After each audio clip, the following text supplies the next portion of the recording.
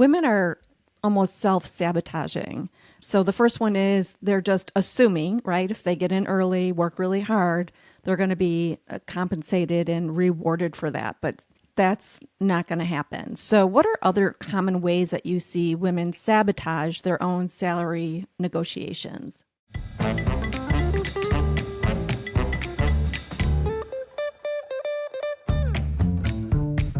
Gloria Steinem once said, "We will never solve the feminization of power until we solve the masculinity of wealth." Barbara Provost and Maggie Nielsen are the team at Purse Strings that will help you navigate the ins and outs of financial independence so that you can be financially fearless. This is Women in Money, the shit we don't talk about. Tami, we are thrilled to have you on the show today. Before we dive in, could you tell us a bit about yourself, your business, and where you're from? Sure. Thanks for having me. I'm really excited to be here today. I'm actually in the Chicagoland area in Park Ridge, moved here 13 years ago now. I spent the majority of my professional life in Colorado, so I'm kind of half and half. I spend a lot of time out there as well. I like to say that there are kind of four pillars to what I do. Primarily, I'm a career and life coach. I spent the bulk of my career in recruiting, in the whole world of staffing, both on the corporate side and on the agency side. And now I really love helping people figure out what they want to be when they grow up. But also just those people that are, I'm in a job, I've been here for 15 years. I think I want to change. I don't know if I want to change. I don't know where I would go. And oh my God, my resume hasn't been touched. That whole hot mess situation, I really like to help people with that. It's an undertaking for sure. Yeah, and a lot of people are needing that help these days, I'm finding. Totally. So that's the primary part of my business. In addition to that, I'm a writer. I've got my books here. That's been a passion of mine since I was a kid. I actually started off life as a fiction writer. I've moved away from that at the moment. I'm doing some nonfiction, but that's my happy places is when I can be writing. And I lead women on retreats. I just got back this week from a women's retreat up in Wisconsin. Those I will say are just kind of a personal indulgence. I want to go on retreat, so I made them, and I take women, and I found that women enjoy them too. Wonderful. And then a big initiative I've got going on right now is I'm building the Professional Moms Community Network, which is a nationwide organization of local community chapters. I run the Park Ridge group of professional women connecting. So that's everything from I need a plumber to I got overlooked for a promotion. I need some emotional and support around this issue. We have a very vibrant community on Facebook. We have in-person meetups, and we are actively growing this network and looking for chapter leaders in communities across the country. Wow. I know it's a lot. The four pillars, because it's like, and this, and this. Yeah, that's fantastic, though. And it sounds like you are really into helping kind of women grow and network and really finding kind of their happy place, especially with the retreat focus as well. Yes, I definitely go to the woo side of life, and I will say that my purpose, my North Star is definitely around empowering women. And so it presents itself in a lot of different ways, one of which I'm really excited to be here today talking about how it presents from the financial side of women. But yeah, it gives me a lot of outlets for that. Good, good. Well, we're so glad you're here today because I know we're really going to talk about all of your expertise around negotiation, which is so, so important for women. I mean, we talk all the time about how women lose out because they're afraid to negotiate or they don't know that they can negotiate. And really, everything is negotiable, right? We just have to learn and be brave enough to know that we can do it. So, but tell us first, like, what brought you this passion around helping women negotiate their worth? Where did this come from? Well, I think it's all part of that greater piece of women are so disempowered and watching it impact finances. And we all know the statistics, women earn 70% on the dollar to men, and understanding and seeing it as a corporate recruiter and watching the men negotiate and seeing women not negotiate really hit a chord in me of we've got to do better. And a lot of it is just not understanding where their power is or that they even have power. And so it's an education piece for sure. I think that's so interesting of like you being on the other side of the table. So you see everybody that you've talked to, like who is negotiating, who's not negotiating, how they're going about it, and reading their emotions on their face while they do it as well. And I think that's just an interesting perspective as we talk to so many people who talk about how to negotiate, but they weren't always in that HR role to know what it looks like on the other side. So, what are the stats around what women are leaving on the table? I just think it's compounding, right? If you take what the first offer is and you don't negotiate, over time, that's got to have a compounding factor of hundreds of thousands of dollars over your career, and maybe not even just money, but other benefits that you lose out on. Oh, for sure. And I don't have the numbers, but you're right. Of course, there's a compounding effect around this.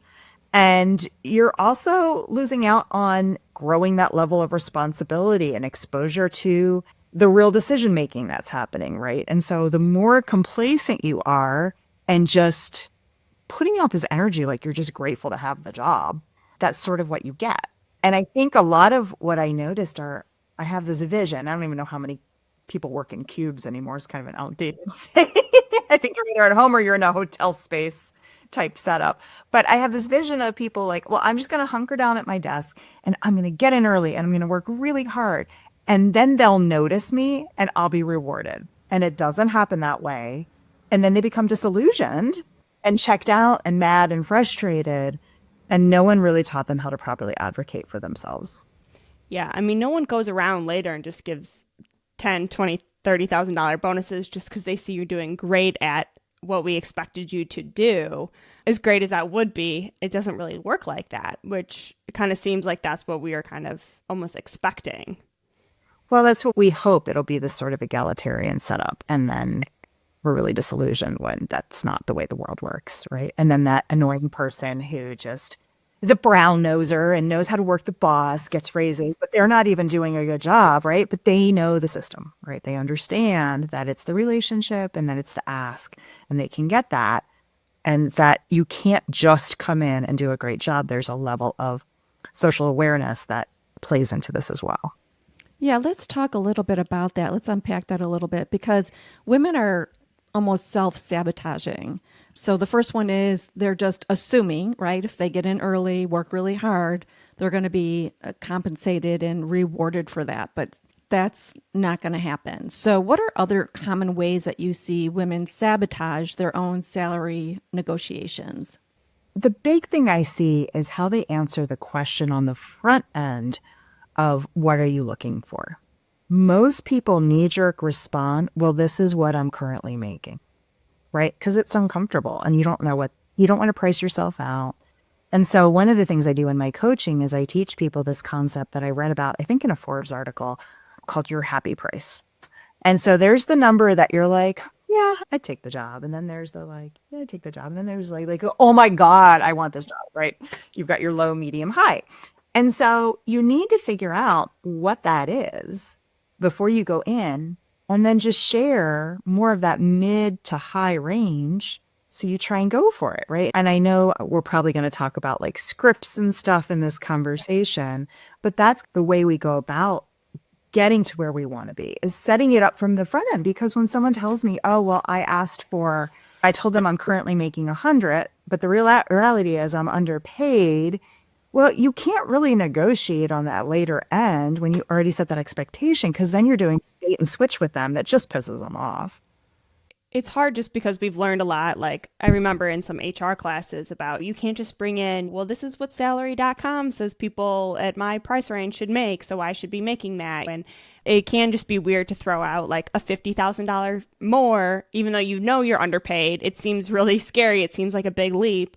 And then I know some people kind of have this fear of like, if I ask for something too high, they're going to just come back and say, never mind, we don't want you for the job anyways. So they're not just going to give you a lower salary. They're just going to take it all back, which has never been true. I've never seen that actually happen, but it's so often we have that fear, and I've had it as well. And so it's hard just to go in and kind of throw out that number when you don't know always what it's hard to read the room. You don't know what they're looking for. You don't know how high you can go because you don't want to say like 150 and they're like, psh, we're going to pay the other guy 200. So sure, we'll pay you 150. So you don't want it too low either. So it can be very scary to be the first one to say a number, I feel. Definitely. And that fear of getting the offer rescinded is so strong that keeps a lot of them from even going into negotiation. And to your point, unless you're a real jerk, offers don't get rescinded, especially if you enter with, I have this talk I give where I discuss the 3 points of success is tact, assertiveness, and humility. Okay. So that's like the trine of great leadership. If you balance that out and bring tact and grace and assertiveness to a negotiation and they rescind the offer, you don't want to work there. Right. That's true. Those are not good people. It sucks after like all the interviewing process, that you figure that out then, but at least you figured out that then and not 8 months down the line when you're in the job, you're done job searching, all that stuff, your resume. You don't want to figure it out then, at least before you committed that, that's not the vibe. Yeah, you're interviewing them as much as they're interviewing you as well, right? You want it to be a win-win all the way around. Right. And to Maggie's point, like accepting a job and then knowing it's not the right thing and then realizing you have to go back into a job search, like people will stay longer than they should. I probably do that in relationships too, because they don't want it to look bad on their resume or they don't have the stamina for another search. Right. It is draining. So, I mean, I see both sides, but yeah, it's easier while you're in the searching area, just keep searching rather than go to something that's not a good fit. So let's talk about those scripts. What are some like powerful phrases or questions women can have in their back pocket to have when that negotiation moment arises? Well, getting back to that happy price conversation, like let's throw out the numbers as 80, 100, and 120, just for the sake of it. So what I would tell the person is say, well, first of all, if they ask you for your salary, you should always say, can you share with me the range for the role, the budgeted range for the role? Because you always want to try and get the other person to talk first. That's just like salary negotiation 101. If that doesn't work or you're really feeling pressured, what I would say is I'm targeting roles that are somewhere between 100 and 120,000. I understand that's the going rate for these opportunities. You don't have to prove that. You don't have to your point, bring up the salary.com data where you found that. And then you can say, but I do have a little bit of flexibility around those numbers for the right opportunity. So that implies you could go lower, but it gives a sense of where you're going. And that's phrasing I feel like really works well and isn't too limiting and starts to at least get into the conversation. And something I like about that is even if you do end up going lower, which is like ideally not what you want, there's usually ways people can kind of work around that of like, so we can't pay you 100K, but we can add like more days off or more benefits of some sort or a bonus in 3 months. Like have something a little bit more lined up where we can't give you that as the salary line, but we can give that to you in different ways. And we know that we're going to have to kind of fluff up the package to make you want to be here. Right. And often the thing that women want almost more than anything is flexibility in their schedule. Right. They want to be able to be at pickup time for their kids. They want to be able to be at different things. And sometimes that becomes a piece of it too.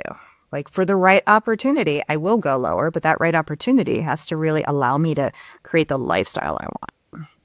So Tami, let's say they do say, well, we can give you 98, so we can't quite hit your 100 mark, and you wanted 100 to 120. We can negotiate a few more vacation days. How does that sound to you? Would you take the first offer? I might say, thanks for sharing that. Would you be open to a one-time sign-on bonus? Would you put an amount down? I usually leave it open just to see. If they're offering me 98 and I wanted 100, and I said I want a $5,000, $10,000 sign-on bonus, like I'm not in ballpark, right? Like they're pretty much saying we're not going to get you to 100. And so maybe that's 2,000. Maybe I doubt it would be more. But I like to have that as another thing to ask because that's kind of comes out of a different bucket in some ways. They're not committing to it year over year. Usually there's a string attached that you have to stay for a year or pay that back if you leave. So I often tell people if you're going to accept that bonus, maybe just stick it in your savings and don't spend it and on the off chance you have to repay it. But that I've seen some success with. Got it. So I guess my question is, do you take the first offer or do you typically negotiate your first offer? I don't like black and white answers, thus my company, The Gray Zone. Mm-hmm. So I don't want to mislead your listeners and say always negotiate, because I think there are times you don't. I think you really have to read the situation. I've seen situations where someone wanted 150 and the offer comes back at 170 and more vacation than they wanted. And I'm like, this is good. You do not have to negotiate. They wanted to, they worked hard to get you, and they didn't want to take a chance of you saying no. Now you're just looking greedy if you're like, well, what I really would, I'm going to negotiate. So no, you don't always negotiate.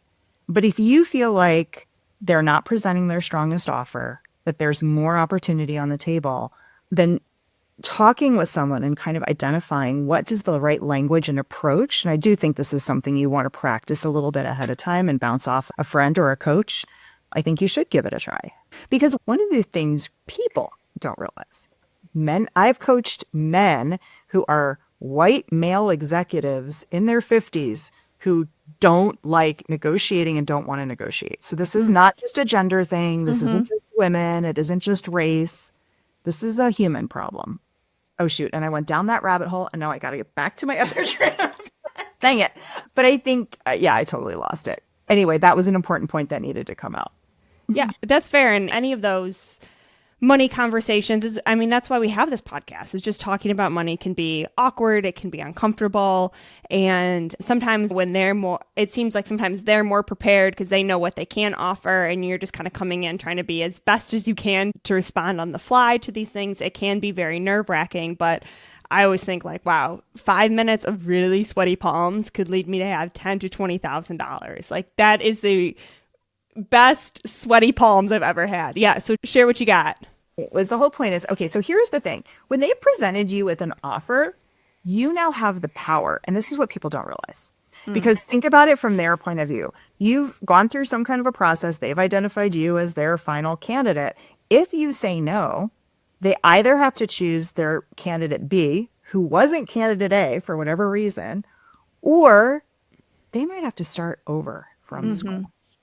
Back to new resumes, back to new candidates. I just gave myself chills.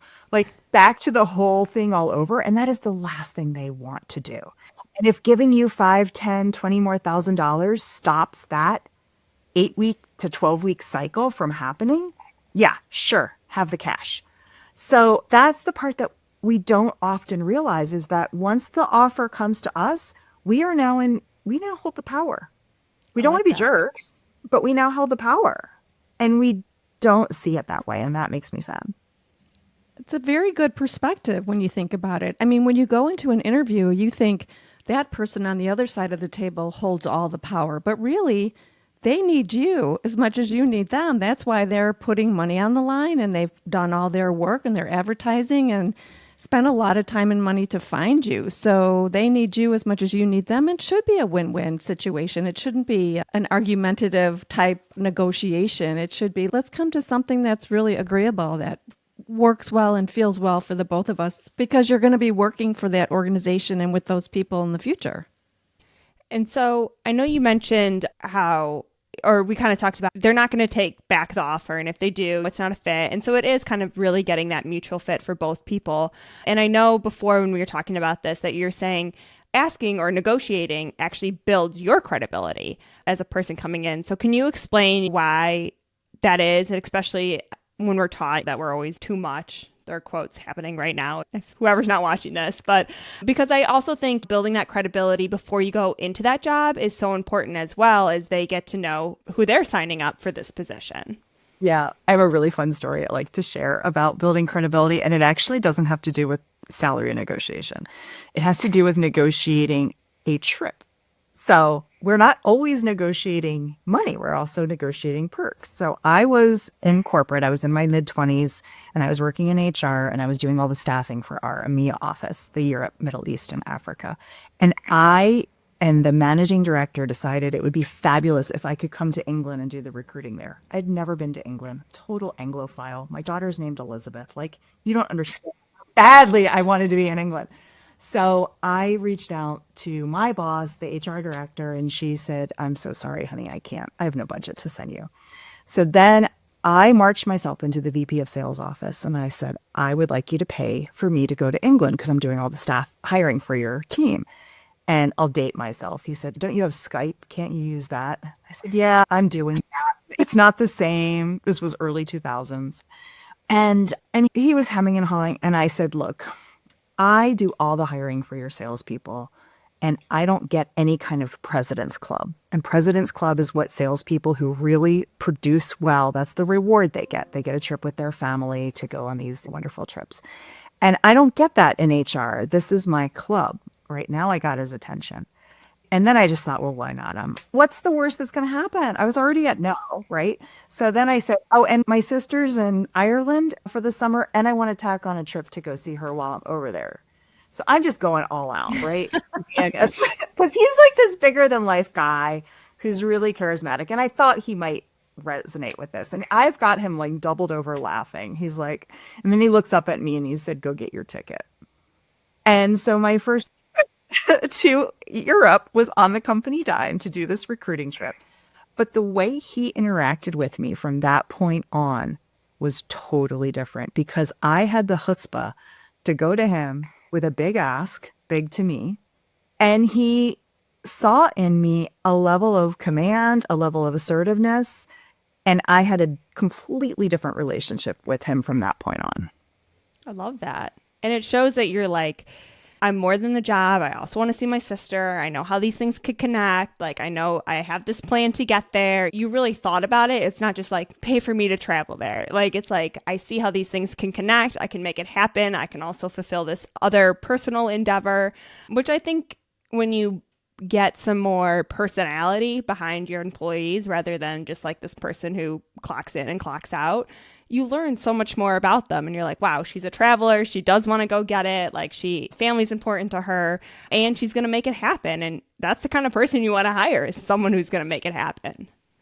Yeah, that's awesome. I think a lot of my own stories of negotiating are a lot of what fuels me to inspire others. Like, I figured it out. I'm doing it. And let me teach you how to do it. Right. So for women listening right now who are kind of scared to push back on an offer, what's one, I know it's like a mindset shift, right? We have to think differently. What's the mindset shift women can feel more confident about when they're entering the negotiation table? Okay. The biggest thing I want to communicate to women is when you are asking for more money or higher bonus or whatever it is, you are not taking that money out of that person's personal account. Mm-hmm. True. And what you're taking it out of is that big company budget that gets divided into random slots of pie, and they just shift some of the pie to you and less to something else. And it's all arbitrary dollars and a massive budget. And it's not personal. And you're not impacting that person by the ask. And I think because we're asking one person, in the back of our brain, we have this thing that like someone's going to hurt because I ask. Yeah, that's a great point. And so often so many things with money always feels like you're taking it out of somebody else's slice of pie, which doesn't even mean, it's not like you're taking it out of their bank account, but it's not even out of their salary either. It's out of a marketing budget. It's out of tchotchkes that they're buying for the office. Like, who knows what? Like, it's not out of anyone else's pie. It's out of this, yeah, like you said, this arbitrary money. And so I think that is a great mindset to have, because when you are having that one-on-one conversation, it does feel so personal. And like, they are the one writing the check, which that might be their job, but it's not their money. And I also think sometimes women think, well, if I ask for the money, I'm going to look greedy, or I'm going to look, like, am I really worth this amount? I don't even have the job yet, and I'm already asking for more money for it. And kind of all this negative mind crap that goes on. And really, we need to walk to any kind of employment opportunity with all of our positive juju behind us. It's kind of like when women, and this happens all the time, are lowballed or asked to do their work for free or afraid to pay or charge what they're worth, even entrepreneurs. It's like, look, you went like this one financial professional's like, sometimes I do kind of feel guilty what I'm charging what some of these people for, which takes me just about 20 minutes to do. And I said, but look, think about it. You went to school, you have all these certifications, all of these years of study. You are an expert in your field. If they had to do it, it would take them far more than 20 minutes and they wouldn't be able to even do that work. So you're not exchanging time for money for that. You're exchanging all those years of education and all your competence and everything that you know and all of your hard work and your expertise and your speciality for doing that work. So you need to think bigger rather than smaller when you're going into these types of negotiations. It's such an important thing to remember. It is they're paying for everything you've invested in your career, in your education, where you've got to 100%. And the thing that makes me the most sad, and I see this all the time, is women entering a negotiation with I need this because I need to get braces for my kids because my husband has health problems, right? Like there's this sort of clause that gets attached to it as the why. I need to do some house repairs. And I love to turn that around and say, do you think someone who is confident, and that's usually a white man, would put that clause on it when they go into a negotiation, right? Like listen to what you're saying, because I don't care if you're going to go get an Audi instead of a Honda Civic. It doesn't matter what you're using the money for. Right? And you are allowed to go indulge and not just pay for the bare minimum of what life presents. But none of it is connected to what you're going to do with the money, and why you need the money are two different things. Right. Yeah, that's a great point. And everyone knows we need some money to survive, so they get that. But what we do with the addition doesn't matter. We still put in we still have all those credibilities. We still put in all that work and education. And we still clock in from that 9 to 5. So we should get paid just the same as everybody else. Yeah. So ladies, negotiate, right? Listen to the expertise from Tami, all the nuggets of wisdom she shared here today. It's so important. And I always think it's good to give yourself a pep talk or call your BFF and have her or him give you a good pep talk before you go in and pump yourself up. You also got to be wearing an outfit that makes you feel like you're going to slay. Because if you're wearing something that makes you feel frumpy, you are not going to negotiate as well. And that's just from personal experience. And do the Amy Cuddy power pose, if you remember her. Exactly. Yeah, or the superwoman, right? Superwoman. I tell people, go in the bathroom when you're interviewing and do it in the stall before you go into the interview. Got to. So Tami, there is a question that we like to ask all our guests on our show before we wrap up. And that question is, what is your own definition of financial freedom? Oh, love that question. Financial freedom to me is kind of what we just talked about. It's the ability to make the decisions of where do we want to spend our money. For me, financial freedom is the ability to travel when I want. It's the ability to walk into a grocery store and get any item I want and not think about, is it on sale? Can I afford it? And to make decisions that I don't want a newer, fancier car because I want to do something else. And it's an ease of living without the worry and stress attached to what is available to me. It's a good definition right there. Mm-hmm. That's awesome. I love what you ladies are doing. I'm so excited for this. Yeah, this has been a great conversation, and I'm so excited that this is going out, as I know jobs are crazy. People are getting back and interviewing a bit more, and I just want to make sure that everyone is negotiating their worth, as it's so important and it stacks up, good or bad, but we want it all to be good. And so we thank you, Tami, for coming on and sharing your expertise and these nuggets. And I can't wait for some of these women to use these scripts that you've even provided so they can go in feeling even more confident in these interviews. Thank you so much for having me. I'm excited to. Thank you, Tami. We'll talk to everyone again soon. You've been listening to Women in Money, the shit we don't talk about. Now it's time to take what you've learned and make bold moves towards financial independence. Stay in the know by joining our newsletter for exclusive tools, resources, and updates that keep you financially fearless. Head to pursestrings.co and sign up today. Need a financial professional who gets it? Turn to Purse Strings' curated directory, your go-to resource for financial experts who know how to put you first. Love this episode? Leave us a review and help us empower even more women to own their financial power. Until next time, be financially fearless.